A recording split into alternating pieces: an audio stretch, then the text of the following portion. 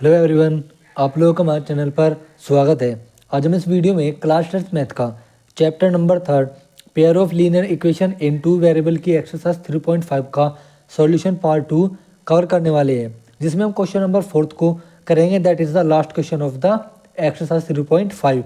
मैं इससे पहले के 3 क्वेश्चंस को एक्सरसाइज 3.5 के पार्ट 1 में करा चुका हूँ। आप इस वीडियो को देखने से पहले इसका फर्स्ट पार्ट जरूर देख लेना। मैं आपको लिंक डिस्क्रिप्शन में दे दूंगा। और अगर आप हमारे चैनल पर नए हो तो हमारे चैनल को सब्सक्राइब जरूर करना और हमारे वीडियो को लाइक जरूर करना। तो चलिए शुरू करते हैं। तो देखो, क्वेश्चन नंबर 4 में बोला क्या गया है कि from the pair of linear equations in the following problems and find their solution if they exist by any algebraic method. हमें यहाँ पर लीनियर इक्वेशंस बनानी है। अगर उनका सॉल्यूशंस एग्जिस्ट करता है तो हमें किसी भी एल्जेब्रिक मेथड से हमें उनकी वैल्यू को फाइंड आउट करना है। ठीक है, तो देखो पार्ट फर्स्ट देखते हैं। इसमें बोला क्या है कि a part of monthly hostel charges is fixed and the remaining depend on the numbers of day one taken food in the mess. एक हॉस्टल है जहाँ पर बच्चे रहते हैं, तो वहाँ पर मंथली हॉस्टल का एक चार्ज फिक्स है जो कि फिक्स रहता है। ठीक है, और रिमेनिंग चार्ज है वो नंबर ऑफ डेज पर डिपेंड करता है कि बच्चों ने मेस में से कितने दिन खाना लिया, और रिमेनिंग चार्ज उनको इसके हिसाब से देना पड़ता है। एक तो मंथली हॉस्टल चार्ज हो गया वो फिक्स, और अलग से रिमेनिंग चार्ज जो कि नंबर ऑफ डे के ऊपर डिपेंड करता है कि उन्होंने कितने दिन तक मेस में से खाना लिया। वैन स्टूडेंट ए, एक स्टूडेंट ए है जो कि 20 दिन के लिए वो क्या लेती है, फूड लेती है मेस से। एंड सी हैज़ टू पे ₹1000, और उसको टोटल रुपये कितने पे करने पड़ते हैं, 1000 रुपये पे करने पड़ते हैं 1 मंथ में as hostel charges. Hostel charges तो कि मेस का खाना मिला करके, हॉस्टल का चार्ज मिला करके, ठीक है, ये सब कुछ हॉस्टल का ही तो चार्ज हो जाएगा, मेस का भी और प्लस हॉस्टल का। तो टोटल हॉस्टल चार्जेस उसको पे 1000 करने पड़ते हैं। Whereas I student B, एक स्टूडेंट बी है जिसको वो टेक्स फूड फॉर 26 डेज, जो कि 26 डेज के लिए फूड लेती है, और उसको टोटल रुपी 1180 क्या करने पड़ते हैं, hostel charges as a hostel charges को पे करने पड़ते हैं। Find the fix charge and the cost of the food per day. हमें फिक्स चार्ज की वैल्यू को फाइंड आउट करना है, और cost of the food per day और cost of the food per day हमको फाइंड आउट करना है। तो देखो सॉल्यूशन में क्या करेंगे, हम यहाँ पर फिक्स चार्ज कर लेते हैं। Let fixed charge be X rupee, ठीक है, एंड लेट कॉस्ट ऑफ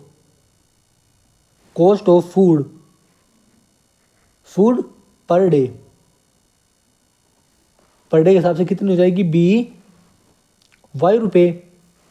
ठीक है, और टोटल अमाउंट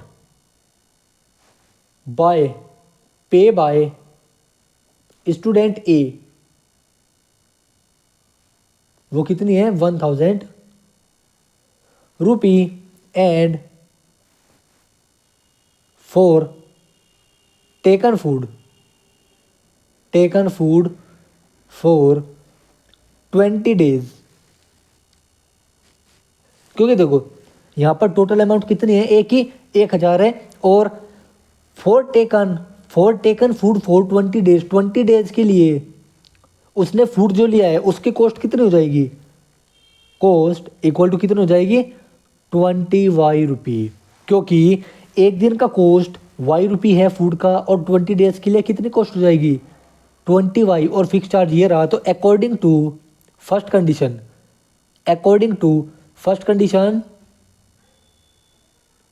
कंडीशन क्या हो जाएगा, x plus 20y equal to 1000। तो ये हो गई इक्वेशन नंबर फर्स्ट।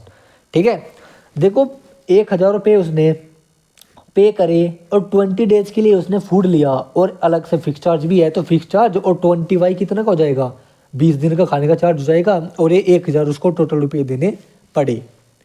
अब ऐसे सेकंड सिचुएशन में कि स्टूडेंट बी को 26 डेज के लिए खाना लेना पड़ा, उसको टोटल चार्ज इतना पे करना पड़ा। तो फिर से एक बार हम इक्वेशन बना लेंगे। कैसे, यहाँ पर लिखेंगे cost of food taken for 26 days कितनी हो जाएगी, 26 वाई रुपी हो जाएगी, क्योंकि एक दिन का वाई रुपी है तो 26 का 26 वाई रुपी। और टोटल अमाउंट पेड, जो उसने एक मंथ में टोटल अमाउंट पेड की है बाय स्टूडेंट बी, कितनी है, 1180 rupee. Then according to second situation,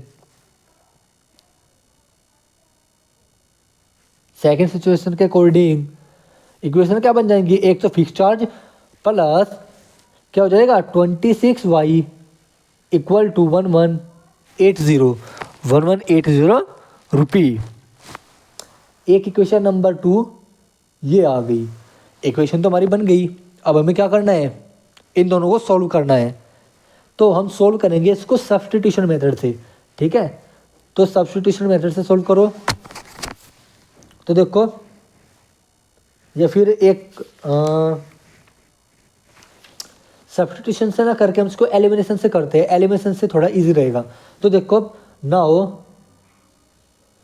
by elimination method, elimination method equation number first minus equation number second, equation number first में से तो इक्वेशन सेकंड को माइनस कर दो, या फिर इक्वेशन सेकंड में से इक्वेशन फर्स्ट। तो यहाँ पर मैं इक्वेशन सेकंड से करता हूँ इक्वेशन नंबर फर्स्ट को, थोड़ा इजी रहेगा, ठीक है। उसमें हमको माइनस साइन से माइनस साइन भी रिमूव करना नहीं पड़ेगा। तो देखो, x plus 26y equal to 1180 और x plus 20y equal to 1000। ये माइनस और ये माइनस, ये हमारी फर्स्ट इक्वेशन है, ये सेकंड। तो देखो, x से x कट गया क्योंकि सेम टर्म है, और 26 में से 20y गए 6y, और 1180 में से 1000 बाई ये कितने बचे 180, ठीक है।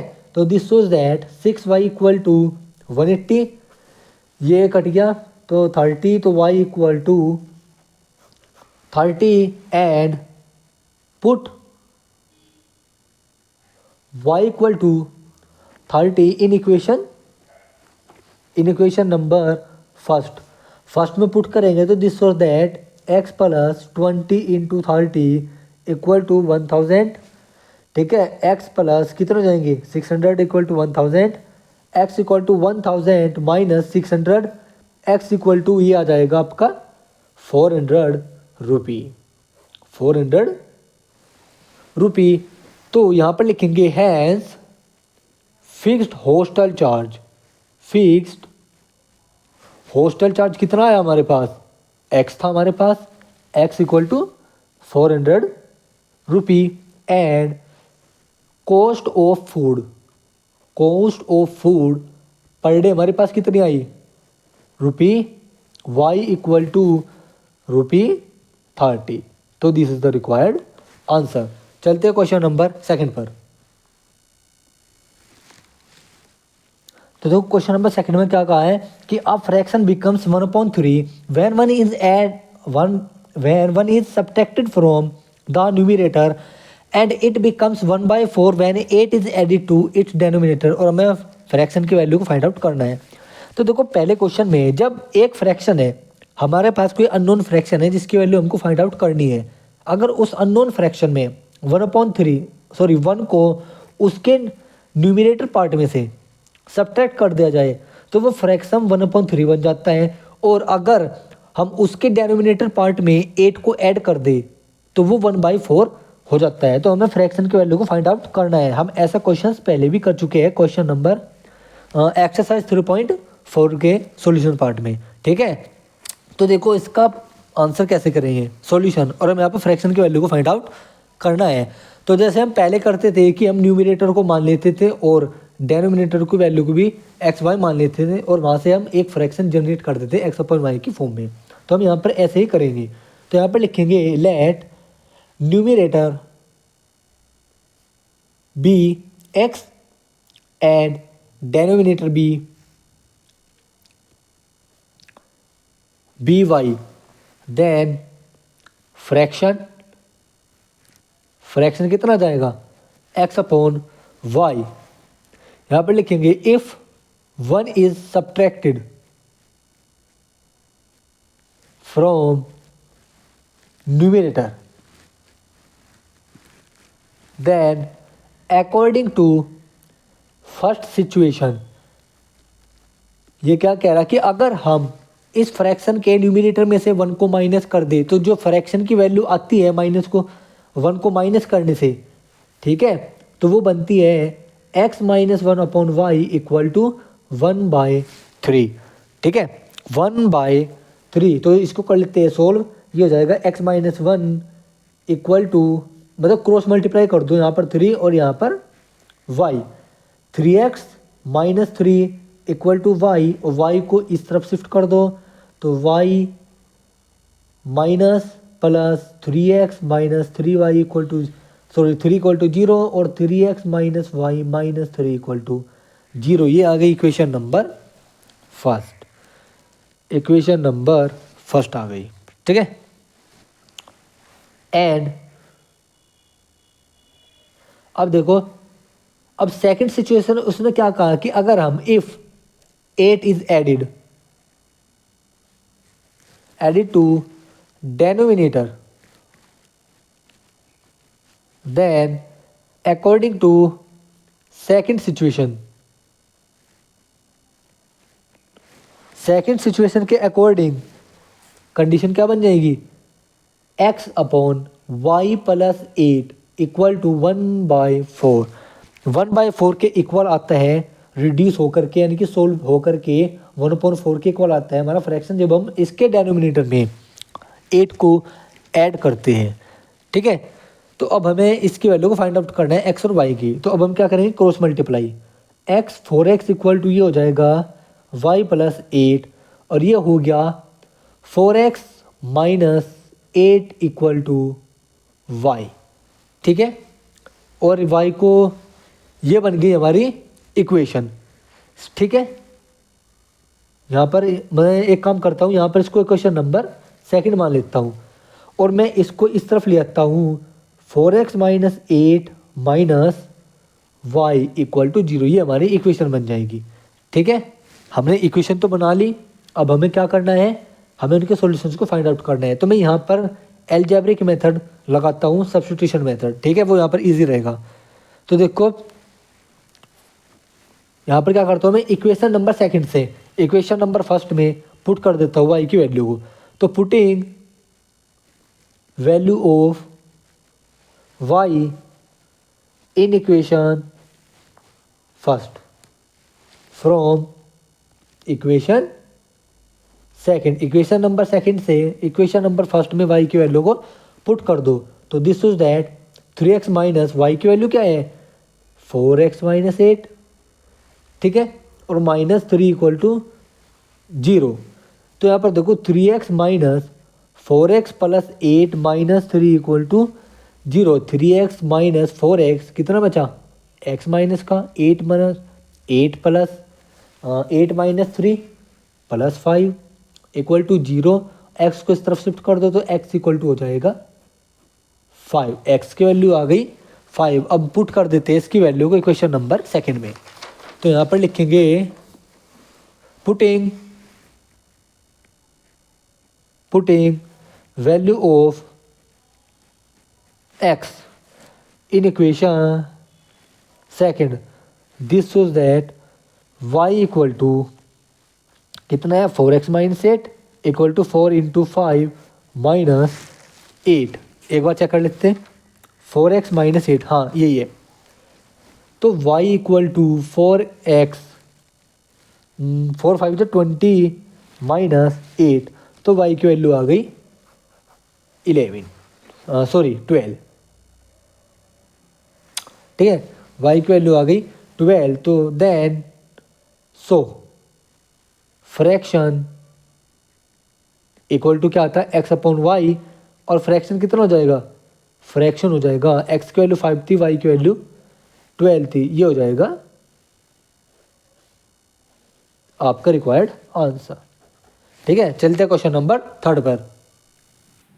देखो क्वेश्चन नंबर थर्ड में क्या कहा है कि Yash scored 40 marks in a test getting 3 marks for each right answer and losing 1 marks for each wrong answer.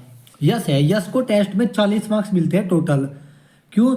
क्योंकि उसको 3 मार्क्स मिलते हैं ईच राइट आंसर के लिए and losing 1 marks for each wrong answer.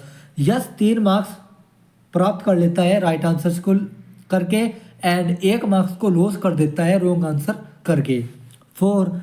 Had 4 marks been awarded for each correct answer. अब second situation में क्या होता है कि यस को 4 मार्क्स मिलते हैं सही आंसर पर एंड 2 मार्क्स वो डिडक्ट कर देता है फॉर इच इनकरेक्ट आंसर। गलत आंसर पर उसके 2 मार्क्स कटते हैं, तो then Yash would have scored 50 marks. अब यस को टोटल मार्क्स मिलते हैं 50। How many questions were there in the test? Test में कितने क्वेश्चंस थे? सिंपल सी बात है, अगर मैं यहाँ पर रॉन्ग आंसर और राइट आंसर्स के नंबर पता कर लूँ तो right answer plus wrong answers क्या मिलकर बना देंगे टोटल क्वेश्चंस, क्योंकि रॉन्ग आंसर्स और राइट आंसर्स ही तो टोटल मिल करके टोटल क्वेश्चन बनाएंगे। तो हम यहाँ पर लेट कर लेंगे, लेट सॉल्यूशन थर्ड कि लेट नंबर ऑफ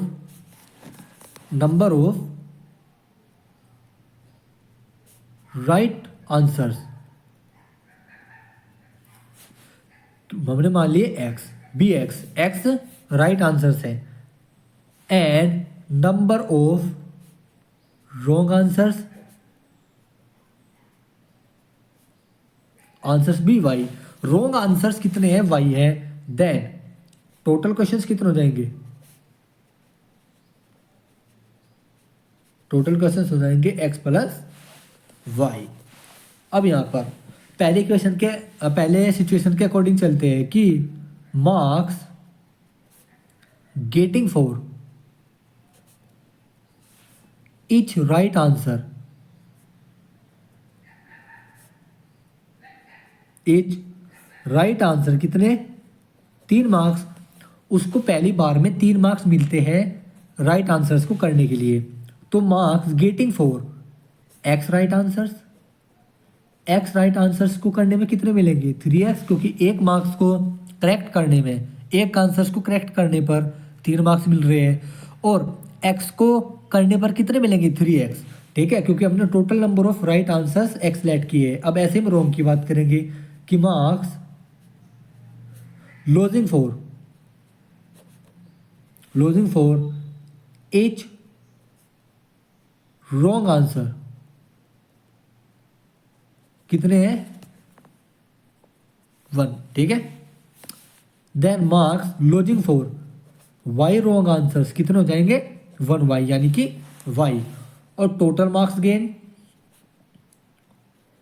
मार्क्स कितने प्राप्त हुए इसको? 40। तो अकॉर्डिंग टू फर्स्ट सिचुएशन के अकॉर्डिंग इक्वेशन क्या बन जाएगी? देखो 3x हो गए राइट आंसर्स के मार्क्स और y उसने लॉस किए, y मार्क्स उसने लॉस किए, तो इसलिए हम यहाँ पर -y का यूज़ करेंगे। क्यों?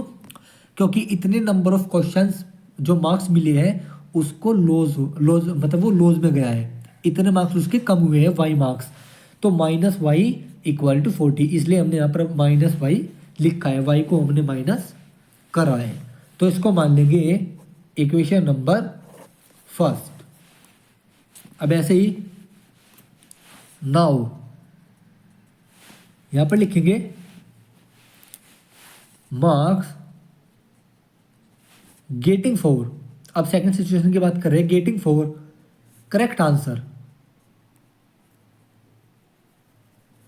कितने? 4। Then marks getting for X correct answers कितने हो जाएंगे? 4x। अब ऐसे ही marks losing for incorrect answers के लिए उसने मार्क्स कितने लॉस किए?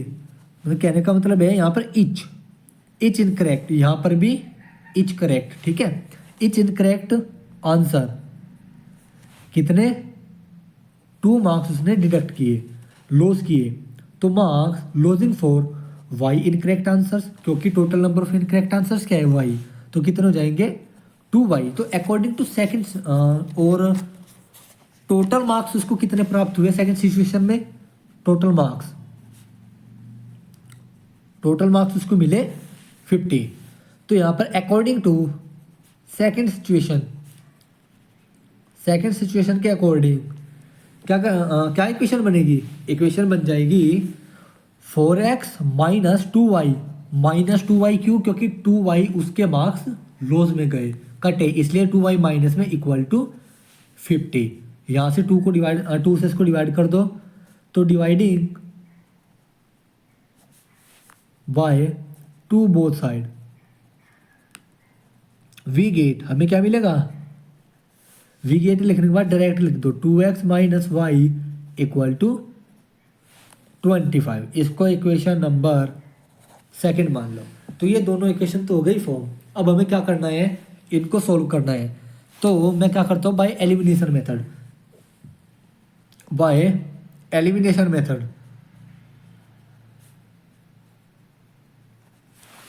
मेथड से क्या करता हूँ, equation first minus equation number second, equation first में से इक्वेशन सेकंड को माइनस कर दो।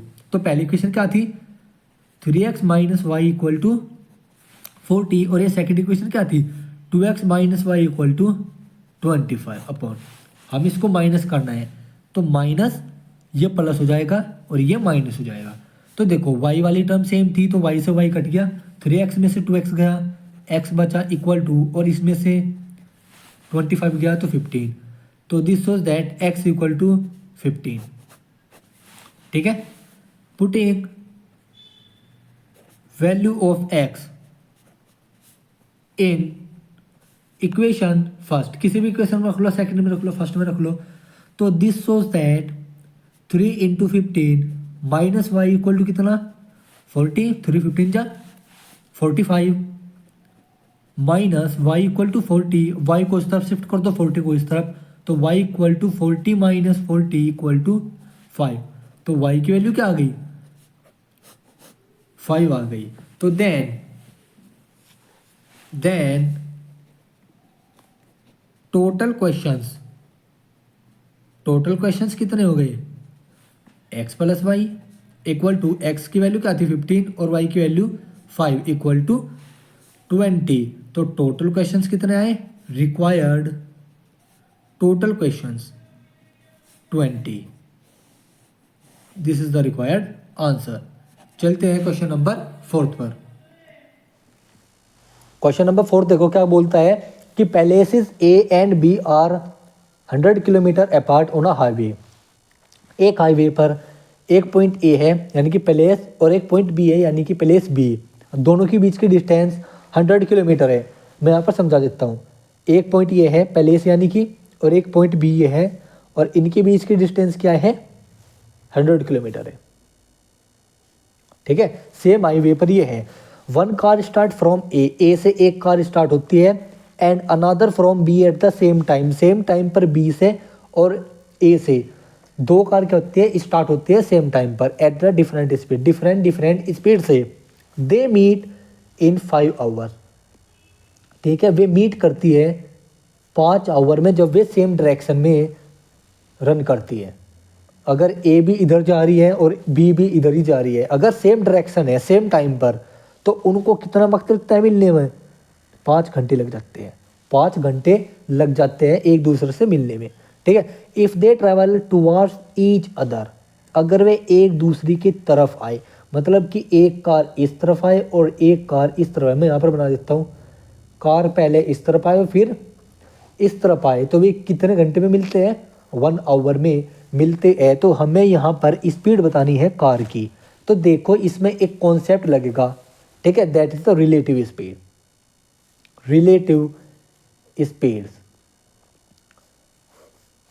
रिलेटिव स्पीड कौन सी स्पीड होती है, रिलेटिव स्पीड ऐसी स्पीड होती है, such speed which can be compared, जिनको हम कंपेयर कर सकते हैं, जिनको हम क्या कर सकते हैं कंपेयर करते हैं। रिलेटिव स्पीड ऐसी स्पीड होती है जिनको हम क्या करते हैं कंपेयर करते हैं। आप लोगों ने देखा होगा जब भी हम कभी भी कहीं पर अपने कन्वेंस से या फिर किसी और या फिर हम बस से जाते हैं या फिर ट्रेन से जाते हैं, तो हम देखते हैं अपने आसपास, या जब हम अपनी खिड़की में उसको देखते हैं कि जो दूसरी गाड़ी है हमारी बराबर में उससे पूरी तेज़ी से निकलती है, तो हमारे मन में एक ख्याल ये आता होगा कि उस गाड़ी की स्पीड क्या हमारी गाड़ी की स्पीड से ज़्यादा थी जो हमारे से आगे निकल गई, आता होगा। अब ऐसे ही दूसरे बंदे की कन्वेंस से, जिस कन्वेंस से वो जा रहा है, वो भी हमारी तरफ देख करके कहता हो कि जब हमारी गाड़ी उसकी गाड़ी के बराबर में को निकलती है तो हमें लगता है कि वो बहुत स्पीड से जा रही है। ठीक है, तो इसी स्पीड को हम क्या कहते हैं, रिलेटिव स्पीड कहते हैं, कि हमारी स्पीड और उनकी स्पीड में डिफरेंस क्या है। मतलब कि हम जो हमारी स्पीड है, हमारी गाड़ी की स्पीड है और गाड़ी बी की जो स्पीड है उसमें क्या डिफरेंट है, क्या हमारी गाड़ी की स्पीड ज़्यादा है या फिर उसकी गाड़ी की स्पीड ज़्यादा है, या फिर हमारी की कम है या फिर उसकी गाड़ी की कम है। तो ऐसे ही स्पीड को हम क्या बोलते हैं, रिलेटिव स्पीड बोलते हैं। और ये डिपेंड करता है डायरेक्शन के ऊपर। मतलब अगर हम सेम डायरेक्शन में जाएंगे, ठीक है, अगर हम सेम डायरेक्शन में जाते हैं तो रिलेटिव स्पीड यानी कि वो हमारे से दूर जा रहा है। ठीक है, हम तो जा ही रही है, वो हमारे से दूर जा रहा है। ठीक है, हम दोनों एक डायरेक्शन में तो चल रहे हैं लेकिन हम एक दूसरे की तरफ नहीं आ रहे, बल्कि हम एक दूसरे से दूर जा रही है। तो इसी कारण इसमें जो स्पीड होती है दो कार्स की, वो क्या हो जाती है, एड अप हो जाती है। क्या हो जाती है, एड अप। और जब हम एक दूसरे की तरफ आते हैं, यानी कि जब हम अपोजिट डायरेक्शन में रन करते हैं, अपोजिट डायरेक्शन में ड्राइव करते हैं अपनी गाड़ी को, या फिर हम आ रहे होते हैं, तो स्पीड क्या हो जाती है, माइनस हो जाती है, क्योंकि हम एक दूसरे की तरफ को अट्रैक्ट करते हैं, एक दूसरे की तरफ आ रहे होते हैं। तो ऐसी स्पीड्स को हम कहते हैं रिलेटिव स्पीड, जिनको हम कंपेयर करते हैं। मैं एक बार दोबारा फिर से बता रहा हूँ कि रिलेटिव स्पीड, जब भी हम अपनी कन्वेंस से कहीं जा रहे होते हैं तो हम अपनी बराबर में देखते हैं खिड़की में को, बस की और या फिर कार की। ठीक है, कि गाड़ी हमारी बराबर में को तेज निकलती है तो हमें लगता है कि गाड़ी बहुत तेज निकली है। आप लोगों ने भी देखा होगा, आपके आसपास आपका भी ऑन कन्वेंस होगा, या फिर दूसरे की गाड़ी के बराबर में को जब हमारी गाड़ी निकलती है तो वो सोचता होगा कि उसके मन में भी ख्याल आता होगा कि इसकी गाड़ी कितनी तेज निकली। तो स्पीड में कंपैरिजन करने के लिए ही हम रिलेटिव स्पीड का इस्तेमाल करते हैं, और डायरेक्शन के ऊपर डिपेंड होती है अलग अलग कि टोटल स्पीड क्या होगी। जो रिलेटिव स्पीड होगी मतलब कि रिलेट करना, कंपेयर करना, मतलब कि रिलेटिव स्पीड में हम x प्लस वाई कब लिखेंगे, दोनों की स्पीड को हम एडअप करेंगे जब जब हम एक ही डायरेक्शन में चल रहे होंगे, सेम डायरेक्शन में चल रहे होंगे। जब हम उसको ऐड करते हैं मतलब कि हम एक दूसरे से जा रहे हैं, दूर दूर जा रही है, और अपोजिट डायरेक्शन में जब हम चल रहे होंगे तब x माइनस वाई करेंगे।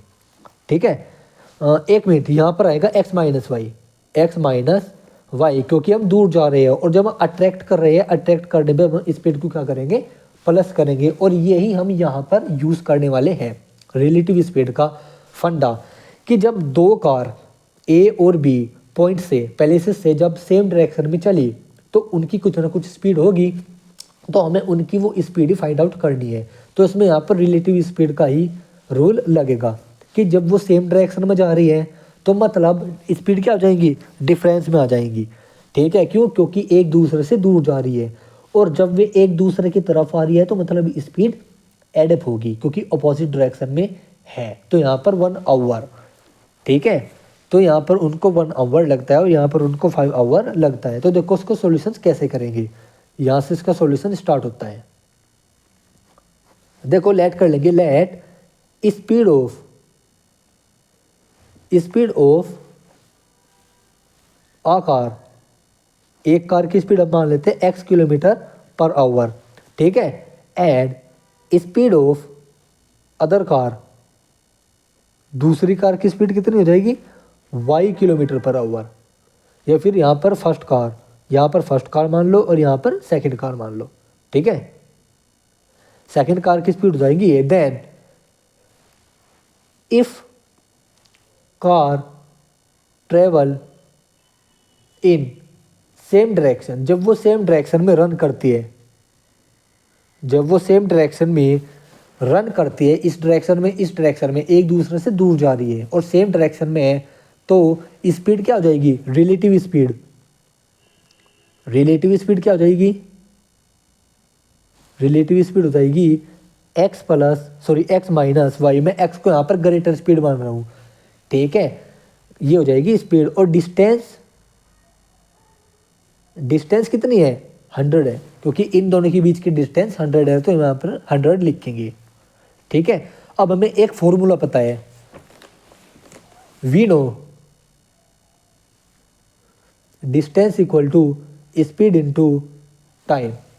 ठीक है, और डिस्टेंस कितनी है 100 है, और स्पीड कितनी है x plus x minus y, और टाइम कितना है, टाइम उनको लगता है 5 आवर। जब वो सेम डायरेक्शन में चलते हैं तो 5 आवर का टाइम उनको लगता है।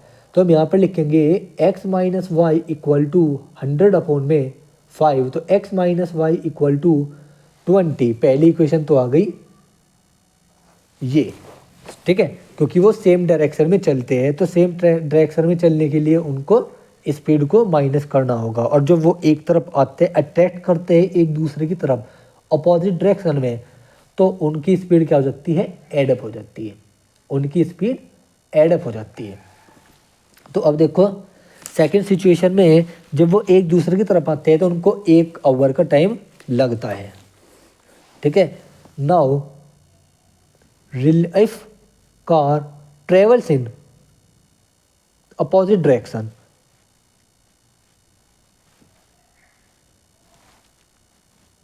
देन रिलेटिव स्पीड कितनी हो जाएगी, x plus y kilometre per hour. ठीक है, एंड डिस्टेंस कितनी है 100 ही है। ठीक है, तो नाउ इसको मान लेंगे इक्वेशन नंबर ए, फॉर्मूले को। तो फ्रॉम इक्वेशन ए डिस्टेंस कितनी है 100 है, और x प्लस वाई और टाइम कितना है 1 है, तो x प्लस वाई कितना आ जाएगा 100 आ जाएगा। इसको मान लेंगे इक्वेशन नंबर सेकंड। देखो y का कोफिशिएंट और y का मतलब y टर्म और y टर्म क्या है, सेम है, तो हम इसको क्या कर देंगे, एलिमिनेशन मेथड से सोल्व करेंगे। तो by elimination method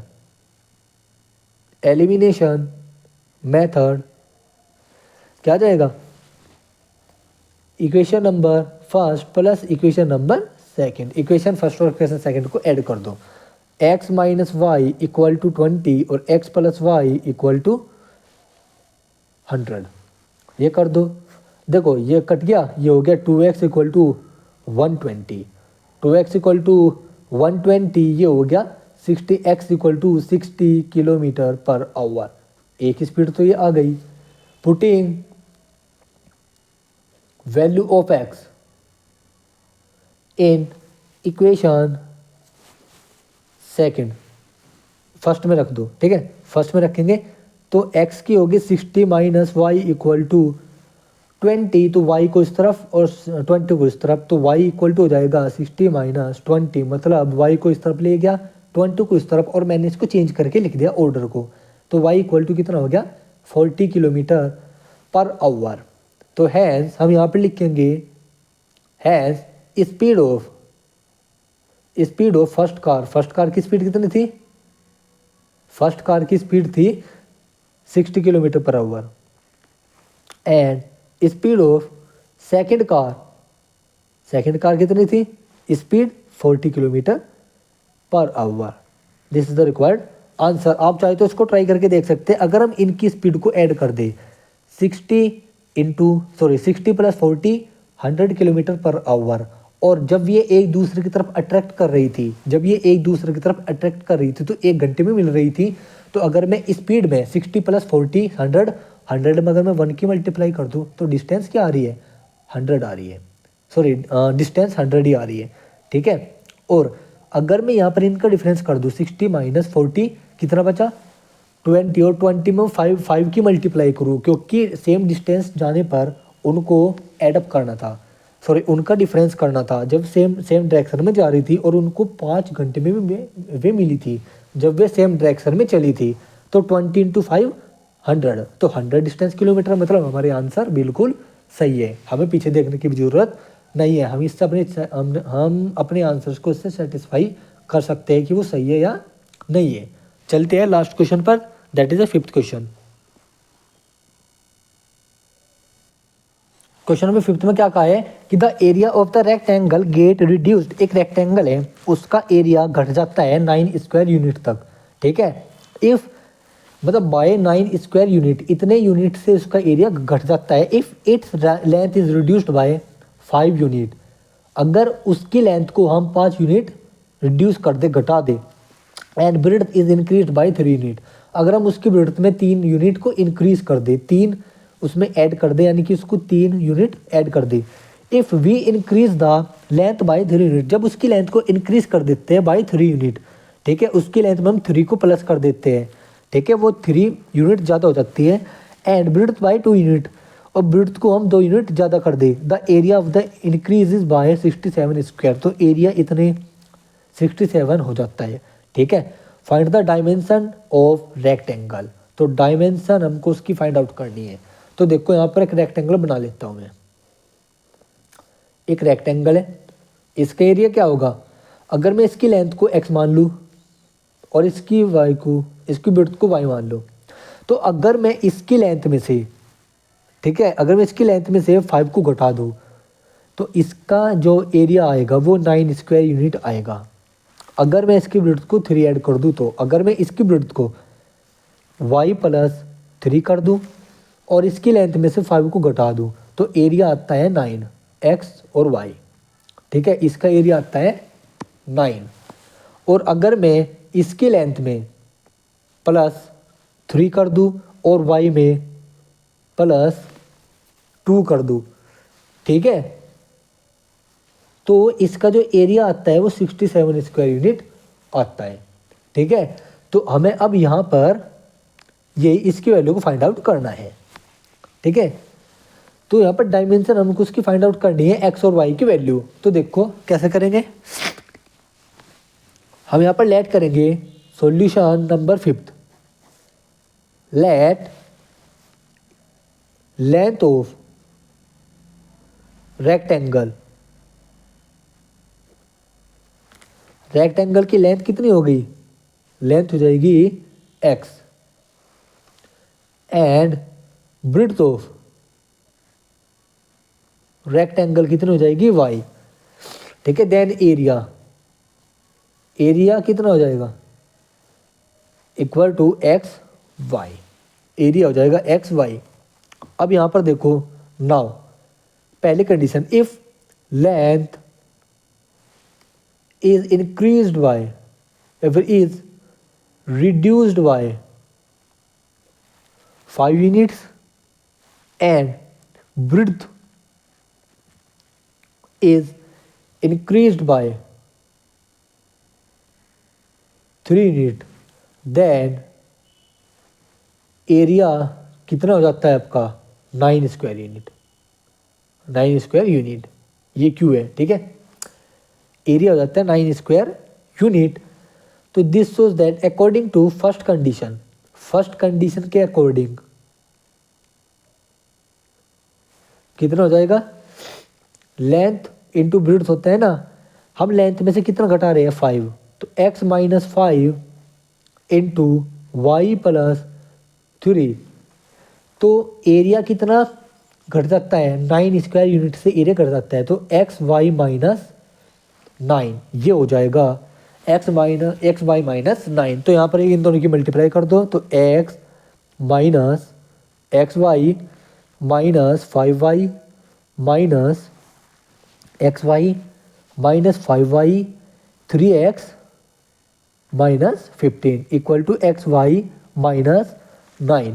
x y से एक्स वाई कट गया, ये हो गया 3x minus 5y minus 15 plus 9 equal to 0। तो 3x minus 5y minus 6 equal to 0। Equation number first आ गई ये, इक्वेशन नंबर फर्स्ट आ गई ये। अब नाउ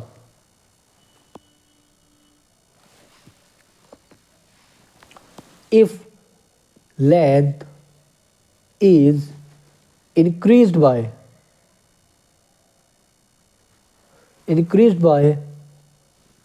3 यूनिट, ठीक है, and breadth by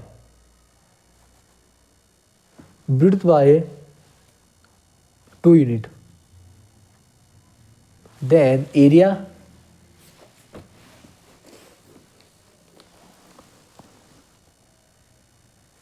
area increases कितना 67 स्क्वायर यूनिट्स, इतना इसका एरिया इंक्रीज हो जाता है।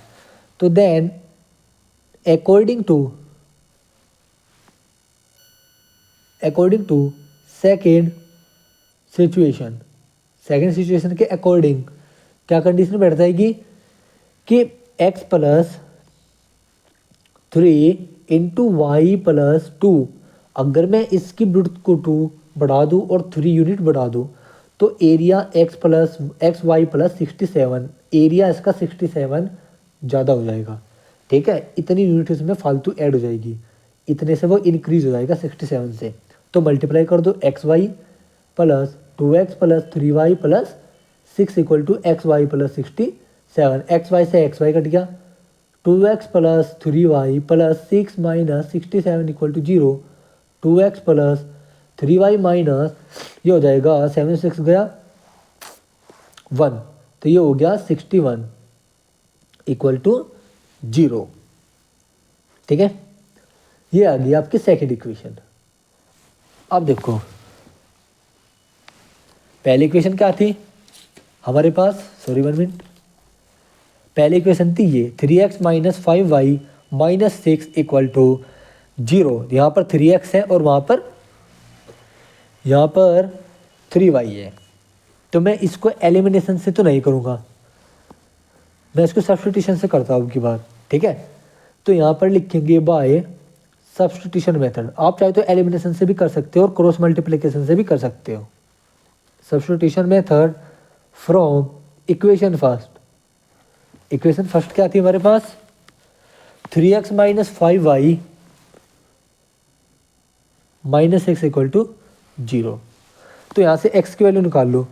ठीक है, 3x इक्वल टू 6 प्लस में 5y, ये दोनों इधर जाके पॉजिटिव हो जाएंगे और 3 को उसके अपोन में ले आओ, तो 6 प्लस 5y अपोन में 3। इसको सेकेंड इक्वेशन में पुट कर दो। Put x value of x in equation second, then 2 into 6 plus 5y upon में 3 plus 3y minus 6 equal to 0 minus 61। ठीक है, 61 आएगा इक्वल टू 0। तो ये हो जाएगा 2 6 12 प्लस 2 5 10y, इसका ले लो एलसीएम नीचे वन मान करके, ये हो जाएगा 9y माइनस 18 इक्वल टू 0। तो देखो 19 माइनस 183 प्लस 12 इक्वल टू 0। अब हम यहाँ पर क्या करेंगे 83 में से 12 को माइनस कर देंगे या फिर 12 में से माइनस कर देंगे 183 को। तो 183 में से 12 को माइनस कर दो तो 171, तो यहाँ पर हो जाएगा 19y माइनस 171 इक्वल टू 0, क्योंकि बड़े वाला माइनस का है। ठीक है, तो 19y इक्वल टू 171, इसको उस तरफ शिफ्ट कर दिया, 19 9 जा कितना हो गया 171। तो y की वैल्यू आ गई 9। अब putting y equal to 9 in equation number first, तो this shows that 3x minus 5 into 9 minus 6 equal to 0, 3x equal to 6 plus 5 9 जा 45, 3x equal to this is ये हो जाएगा 5 9 जा 45 और माइनस 6 को धर लेके ये हो जाएगा आपका 51।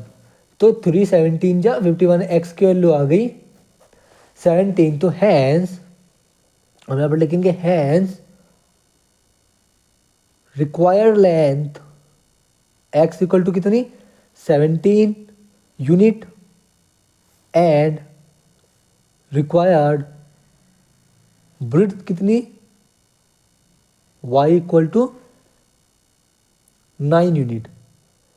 This is the required answer. तो इसी पार्ट के साथ आप लोगों का इस एक्सरसाइज का सॉल्यूशन पार्ट हो जाता है कंप्लीट। अगर आप लोगों को इस क्वेश्चन में, इस सॉल्यूशन में कुछ भी डाउट हो, अभी तक के क्वेश्चंस में आपको कुछ भी डाउट हो तो आप हमें कमेंट करें, हम आपको आंसर तुरंत देंगे। और आप ये भी बताइए कि आपको हमारी वीडियो कैसी लगी। अगर आप लोगों को हमारी वीडियो पसंद आई तो हमारी वीडियो को लाइक करें, शेयर करें अपने आसपास के दोस्तों को, अपने क्लासमेट्स को, और हमारे चैनल को सब्सक्राइब जरूर करें। तो thank you for watching video.